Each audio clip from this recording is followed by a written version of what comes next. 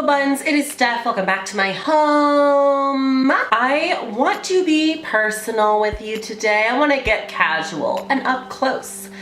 Real up close. Let's go real close here. Just get real, just get right in my eye. I am a person that has been to therapy innumerable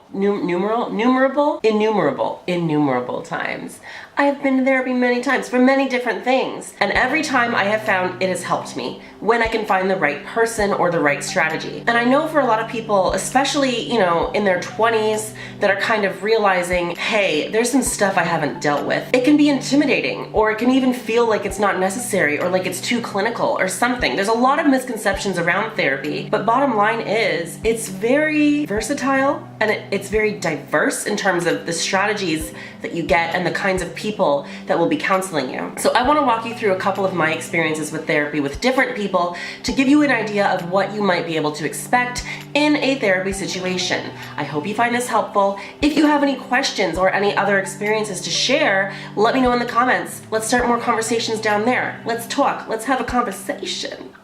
I love you. Before I really get into my actual, recount of my experiences, I do want to let you know that there are other things you can do. I wouldn't say they're necessarily substituting therapy, but they can be done alongside therapy, or if you can't access therapy at your the point that you're at, it's definitely important to have other coping mechanisms and other strategies to help you cope and learn and grow. So I want to shout out a sponsor for this video, Huddle. Huddle, you're amazing. I have taken a look at Huddle recently and I've been very, very impressed by how diverse, first of all, the community is, but also just how great and meaningful the conversations are on that app. It's a safe digital space where you can talk and help each other out. You can talk about mental health, you can talk about struggles that you're having, you can support each other and build a community and a network that can help sustain you during your hard times. Because let's face it, it's hard to do this alone. It's hard to tough it out alone. It's nice to have somebody to talk to or somebody to support you. There's groups for all kinds of queer identities, wherever that falls, and whatever culture that you belong to, there might be an identity that's not necessarily included in LGBTQ. It's there, it's on the platform. There's also specific groups for people of color, or for teenagers, or for older people. There's all kinds of resources there and all kinds of communities where you can find a place where you can just talk and feel like you belong. A lot of the conversations that take place are very much like what happens in therapy. Again, it's not, I wouldn't say, a substitute. I wouldn't say it's a substitute for therapy, but it's important that you're having conversations like this if you can't access therapy, which is really, for me, the talking is the big thing with therapy. It's important that if you can't access that you have those conversations somewhere else, because they are the most important thing for personal growth, for development, for overcoming trauma, or just bad experiences in general. And unlike other social media platforms, you might reach out to somebody on Twitter and it might be public, and then you can get some trolls involved. Some awful people might start coming up in your conversation and harassing you. That's not gonna happen on Huddle. So it's a safer, more accessible place to find those conversations and to have those conversations. So I really recommend you check that out if you are unable to access therapy, or if you want to do something alongside therapy. It's very, very helpful.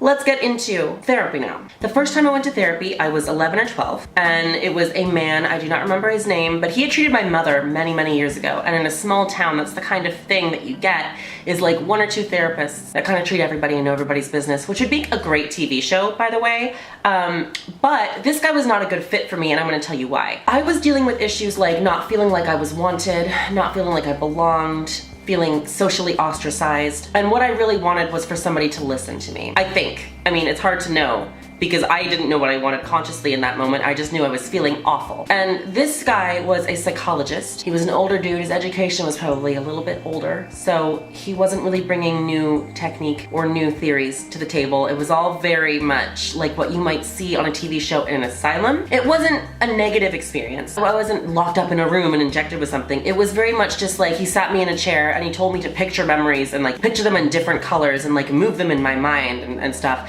And it didn't feel like I was expelling anything. I didn't feel like I was getting rid of anything. I felt like I was just picturing images, which might help some people, but that was not helpful to me. So that is one kind of therapy that you might experience.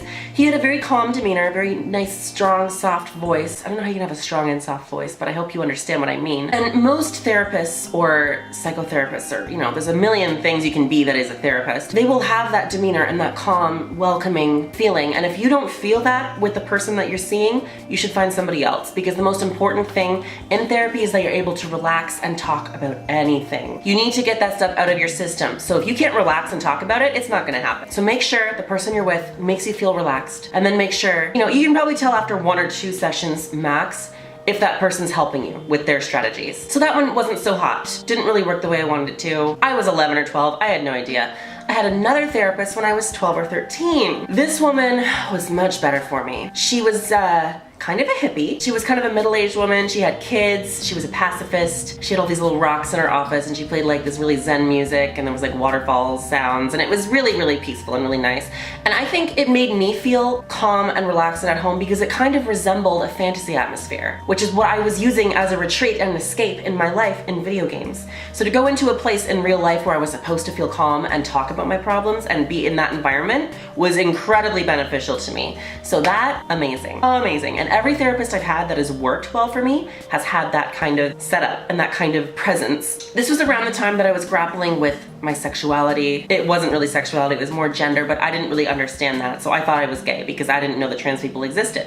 Anyway, I would talk to her about all of the problems I was having with my peers at school, which was really quite heinous. The vandalism and the exclusion and the downright hatred and animosity that was slung at me was brutal. And it's not uncommon for young queer people to experience that in small towns especially, but everywhere, I'm sure. So it was really important that I had somebody to talk to that I didn't know. Like, you can talk to your parents about this kind of thing and they may be supportive, but it's not the same as talking to a therapist, and I can't really explain it. I just know it's different because it is different in my experience. I remember having a few crying sessions, which is totally normal in therapy. The more emotion you can express, the better, as long as you're not violent with your emotion. That's important. Don't hit people, thank you. And I absolutely had kind of a turning point, and it's hard to say whether it's due to the therapy. I don't think it was. I think it's complicated. I don't think I would have had the turning point without the therapy, but it's about you talking about your feelings and working through them and finding the source of your problem, which is way harder than it sounds. You might think you know what this is all about, but I guarantee you spend a couple of sessions in a therapist's office, you will have a whole new level of understanding of your problems. It will be intense, and it will be legitimate. It won't be some weird like roundabout pseudoscience-y thing. It makes sense. It makes sense. It's so nice to be able to look at something that has tormented you, like you've been frustrated about it, right? And to have clarity on that is so nice. It is so relaxing. The stress just oozes out of ya. Whatever vowel you want, it zizzes out of ya, okay? She was very helpful. I returned to her when I was like 16. We had kind of a recap session. It was nice because I thought I was going through some other shit. I ended up just being okay. It was complicated, but I didn't go back to therapy until I was 19 or 20, and that was to deal with the aftermath of my sexual assault when I was in college. And I make this face when I'm talking about it as a coping mechanism because I use humor to deflect my problems. I also laugh when somebody gets hurt, which is horrible, but it's not because I'm enjoying it, it's because I don't know how to deal with it in my mind. Anyway, this was a very different approach. So originally I went to like a more traditional therapist that was very zen and had the nice music and the nice stones and the whatever, made you feel very at home and calm. And then she referred me to an actual psychologist because she said, you need to get a diagnosis to see whether you have PTSD, because that's a common result after things like this. And then, if that is the case, you can get a treatment plan. So she was a great segue into a more clinical environment. And then that girl, I don't remember her name either. I'm terrible with names. Point is, it's not really about them. So if you don't remember their name, that's okay, because you're there for yourself. You're not there to make a friend. You know what I mean? You're there to talk about yourself, and it's really, that person is just a sounding board for somebody to ask the right questions for you to get to the right places in your mind. So, remember that when you're there. You're not making a friend, you are talking to yourself more than anything else. She asked me a series of questions. It was much more structured than my traditional therapy sessions, basically to see whether or not a diagnosis with PTSD was appropriate. The next time I went in for my second session, she said, yeah, guess what? You have complex post-traumatic stress disorder. There's a difference between CPTSD and PTSD, and I think it really depends on your experiences that gave you the post-traumatic stress disorder. And what she said to me was, because I had so many social experiences that were so jarring and so volatile and so just cruel, that it wasn't like the sexual assault wasn't even really my main problem. It wasn't the main thing that was causing me to have this cycle of like emotional issues. It was really more the social aspect, but we worked on everything and it was really, really great. So she set up a 12-week treatment plan And I went back once a week for 12 weeks. We had like homework, we talked through things. It was a lot more clinical, but it also was a lot about talking about your feelings and talking about your progress, because she would give me things to do or things to try. Like I used to get extremely panicked in grocery stores, and I still kind of do, but not to like I used to start sweating and feel like I had to run away, because I felt like if I was in the line and I wasn't doing the absolute most efficient speed possible, like if I wasted half a second, I felt like I was ruining everybody's day. I felt like I was the worst person in the world. I felt like I was a huge nuisance, and I would have a full-on meltdown. Like I couldn't function in the grocery store. And she was like, she just brought so much clarity. She kind of was like, okay, so what would be like, where would you place your inconveniencing other people by making them lose a second in the grocery store? And I was like, oh, it's like a 9 or it's like an 8 or a 9. That's how severe the inconvenience is. And she's like, what's the worst possible thing that could inconvenience a person at the grocery store? And I was like, oh, I guess they could die. And she's like, well, that's a 10. If they're murdered, that's a 10.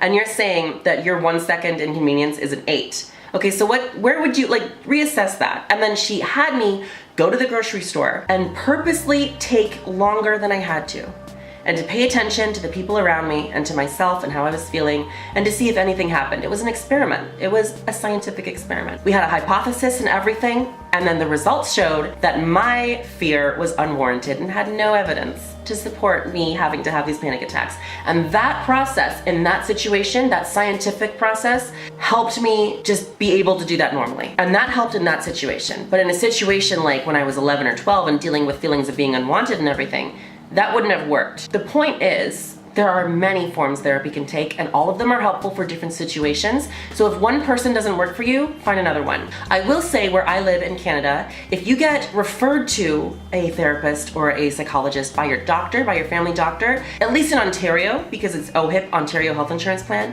it's covered. I have not paid for any of my adult therapy. When I was a kid, I went through my dad's benefits with his job. As an adult, I have not paid for a single thing because it just goes through the Ontario Health Insurance. It's covered by taxes, which is amazing, especially as a young person in the city. You don't have a lot of money, and if you need treatment, you need treatment. This is medical stuff. It's not, people have a misunderstanding that the brain is somehow not medical. The brain is an organ. If it is sick, it needs medical treatment. Psychology is the treatment of the brain. Not, it's not neurosurgery, it's a different treatment. But you know what I mean? The brain's an organ. If it's sick, you need to treat it. And you treat it by using it. You can't talk to your liver or to your heart, but you can talk to your brain because your brain thinks that's what it is. So therapy really is a great thing. It's helped me so many times, more times than I can count. I've been to more people than I can count for therapy, and every experience has been so wildly different, but all have had good results, except for that first person. But he was real outdated, so I don't know what that was. Anyways, I hope this has been helpful to you. I want to remind you again that Huddle is a great app where you can go and you can have these conversations if you can't access therapy or alongside therapy.